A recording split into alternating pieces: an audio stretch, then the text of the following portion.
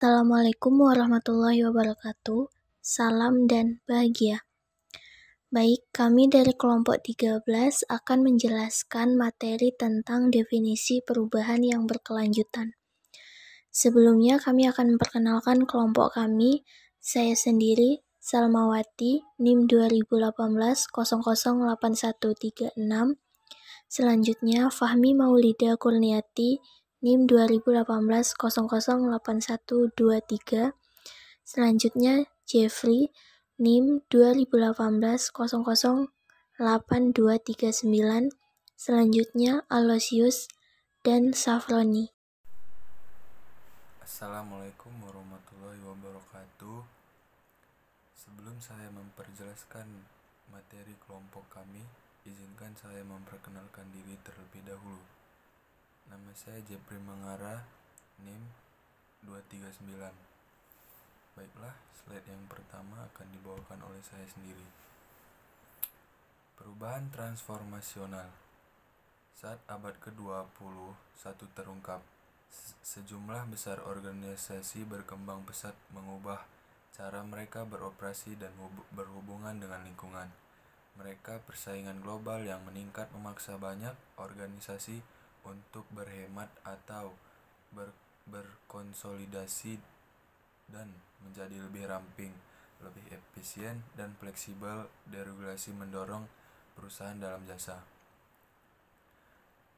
Nah, keuangan, telekomunikasi, dan industri penerbangan untuk memikirkan kembali strategi bisnis dan pembentukan kembali bagaimana mereka beroperasi. Kemudian permintaan publik untuk intervensi pemerintah yang lebih sedikit dan defisit yang lebih rendah memaksa lembaga sektor publik untuk merampingkan operasi dan memberikan lebih banyak. Perubahan cepat dalam teknologi membuat banyak praktik organisasi menjadi usang, mendorong perusahaan untuk terus inovatif dan agresif. Transformasi organisasi menyiratkan perubahan radikal dalam cara anggota memandang, berpikir, dan berperilaku di tempat kerja. Perubahan ini jauh melampau membuat organisasi yang ada menjadi lebih baik atau menyempurnakan status quo. Mereka prihatin secara fundamental mengubah asumsi yang berlaku tentang bagaimana organisasi berfungsi dan berhubungan terhadap lingkungan. Mengubah asumsi ini memerlukan perubahan signifikan dalam perusahaan, nilai dan norma, serta dalam struktur dan tatanan organisasi yang membentuknya perilaku anggota. Bukan hanya besarnya perubahan yang lebih besar, tetapi juga perubahannya. Saya Salmawati, NIM 2018 008136 dari kelas 6A4 Manajemen. Baik, di sini saya akan melanjutkan materi penjelasan yang dijelaskan sebelumnya oleh teman saya. Nah, jadi itu gini ya, setiap manusia tuh kan pasti mengalami perubahan, di mana perubahan itu terjadi karena direncanakan. Jadi, kamu ya bisa berjalan, bisa berbicara, bisa jago bahasa Inggris, bisa nendang bola dan sebagainya ya. Jadi karena direncanakan dan adanya kemauan dari kita sendiri gitu loh. Jadi dengan perencanaan yang baik, perubahan akan terus mengalami keberlanjutan. Nah, hal itu juga terjadi pada bangsa kita saat ini. Jadi di sini tuh definisi perubahan yang berkelanjutan tuh ada juga desain struktur organisasi modernnya. Jadi yang pertama tuh ya ada struktur tim kan. Nah, pemanfaatan sebagai perangkat sentral lah ya untuk mengkoordinasikan kegiatan kerja. Jadi karakteristik utama struktur tim itu membawa atau meniadakan kendala-kendala departemental dan mendesentralisasikan pengambilan keputusan dan tingkat tim kerjanya. Jadi struktur tim ini juga mendorong karyawan untuk menjadi generalis sekaligus spesialis gitu. Nah, yang kedua tuh ada organisasi virtual. Organisasi virtual tuh kita ketahui ya, itu juga sebagai organisasi kecil ya yang menyubkontrakkan fungsi-fungsi utama bisnis secara lebih detail gitu. Nah, yang ketiga tuh ada organisasi nirbatas. Nah, jadi organisasi nirbatas ini organisasi yang berusaha menghapuskan rantai komando gitu loh. Memiliki rentang kendali tak terbatas dan mengganti departemen tim yang diberdayakan. Nah, jadi itu gini ya, setiap manusia tuh kan pasti mengalami perubahan, di mana perubahan itu terjadi karena direncanakan. Jadi, kamu ya bisa berjalan, bisa berbicara, bisa jago bahasa Inggris, bisa nendang bola dan sebagainya ya. Jadi, karena direncanakan dan adanya kemauan dari kita sendiri gitu loh. Jadi, dengan perencanaan yang baik, perubahan akan terus mengalami keberlanjutan. Nah, hal itu juga terjadi pada bangsa kita saat ini. Nah, jadi perubahan yang berkelanjutan tuh ada juga model desain strukturnya gitu loh. Terus yang pertama tuh ada model mekanisme ya. Model mekanisme ini sebuah struktur yang dicirikan oleh departementilisasi yang luas gitu. Maksudnya tuh memformalisasi yang tinggi. Jadi jaringan informasi yang terbatas itu bisa didesentralisasikan. Nah, yang kedua itu ada model organik. Nah, di sini tuh model organik itu sebuah struktur yang rata-rata menggunakan tim lintas dan tim fungsi. Jadi maksudnya tuh memiliki formalisasi yang rendah gitu loh. Jadi mereka tuh memiliki jaringan informasi yang komprehensif dan mengandalkan pengambilan keputusan secara partisipatif gitu.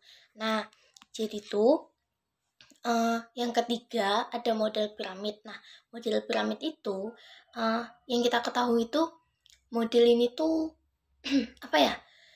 dibuat persis sebuah piramida gitu loh. Nah, yang keempat itu ada model horizontal. Nah, model horizontal itu dibuat dengan menarik garis lurus secara horizontal. Nah, jadi tuh gimana ya? Dengan pembagian fungsionalnya, terus fungsionalnya tuh masing-masing gitu. Jadi bersama dalam mengerjakan tugasnya masing-masing. Oke, baik, sekian dari penjelasan dari saya. Selanjutnya akan dijelaskan oleh teman saya. Baik, saya Fahmi Maulida Kurniati, NIM 2018-008-123 akan melanjutkan presentasi dari yang dijelaskan dari teman saya. Di sini ada faktor penentuan organisasi. Faktor itu ada 4. Yang pertama, strategi. Strategi organisasi dibuat sebagai upaya mencapai tujuan organisasi.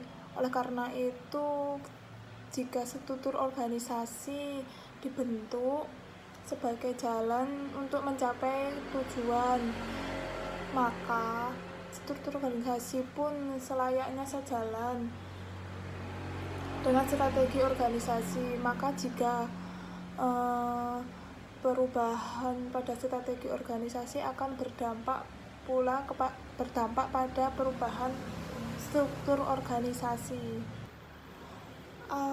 Yang kedua, skala organisasi. Organisasi dapat dibedakan skalanya menurut berbagai faktor, diantaranya dari jumlah penjualan, pangsa pasar hingga jumlah tenaga kerja. Organisasi yang berskala besar, organisasi tersebut memiliki berbagai cabang di berbagai daerah dikarenakan pangsa pasarnya yang luas. Dengan demikian memiliki tenaga kerja ya juga tidak sedikit, tapi walaupun tanpa cabang organisasi dapat dikatakan berskala besar. Jika tenaga kerja sedikit tanpa cabang, organisasi ini dapat dikatakan skala besar jika tenaga kerjanya ya berjumlah ribuan, seperti pabrik-pabrik, garmen, penghasilan produk konveksi. Organisasi yang berskala besar karena ruang lingkup aktivitasnya yang luas, maka memerlukan pendelegasi dan wewenang dan pekerjaan sehingga dapat bisa struktur organisasi pun perlu mempertimbangkan berbagai faktor yang terkait dengan aktivitas yang luas.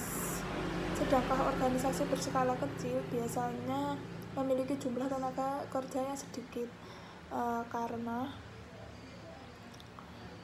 pangsa pasar yang mungkin masih sedikit, jumlah penjualan atau produksi yang juga sedikit.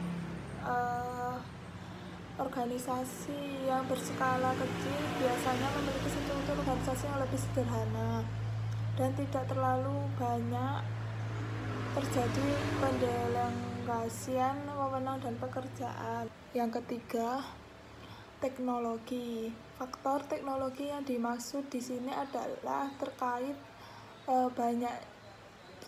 dengan cara bagaimana suatu pekerjaan dilakukan. Selain itu juga faktor teknologi terkait dengan pengguna alat-alat bantu dan sebuah organisasi. Yang keempat, lingkungan sebuah organisasi terbentuk dari lembaga-lembaga atau kekuatan-kekuatan di luar organisasi yang berpotensi memenuhi kinerja organisasi. Kekuatan-kekuatan ini biasanya meliputi pemasok, pelanggan, pesaing, badan peraturan, pemerintah, kelompok-kelompok tekapan publik, dan lain sebagainya. Slide selanjutnya, transformasi organisasi menyirat perubahan radikal dalam cara anggota memandang, pikiran, dan perilaku di tempat kerja. Perubahan ini jauh melampaui membuat organisasi yang ada menjadi lebih baik atau menyempurnakan status quo. Mereka prihatin secara fundamental, mengubah asumsi yang berlaku